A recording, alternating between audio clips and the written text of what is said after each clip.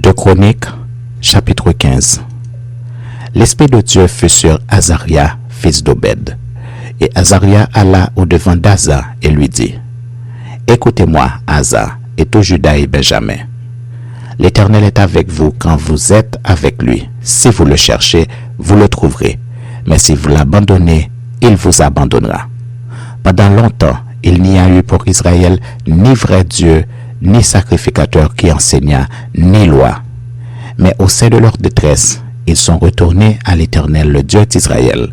Ils l'ont cherché et ils l'ont trouvé. Dans ces temps-là, point de sécurité pour ceux qui allaient et venaient, car il y avait de grands troubles parmi tous les habitants du pays.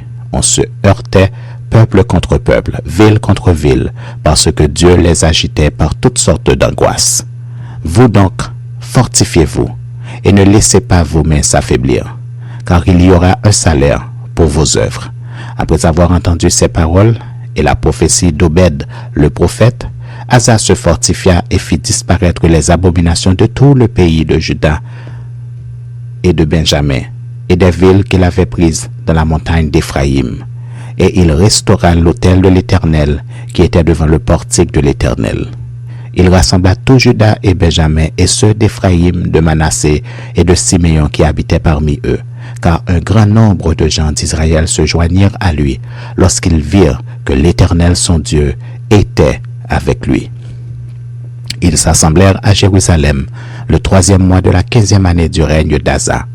Ce jour-là, ils sacrifièrent à l'Éternel sur le butin qu'ils avaient amené 700 bœufs et 7000 brebis. Ils prirent l'engagement de chercher l'Éternel, le Dieu de leur père, de tout leur cœur et de toute leur âme.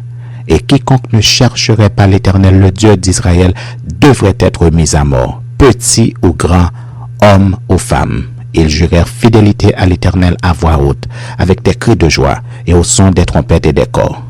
Tout Juda se réjouit de ce serment, car ils avaient juré de tout leur cœur. Ils avaient cherché l'Éternel de plein gré, et ils l'avaient trouvé, et l'Éternel leur donna du repos de tous côtés. Le roi Asa enleva même à Maaka sa mère la dignité de reine, parce qu'elle avait fait une idole pour Astarté. Asa abattit son idole, qu'il réduisit en poussière, et la brûla au torrent de Cédron.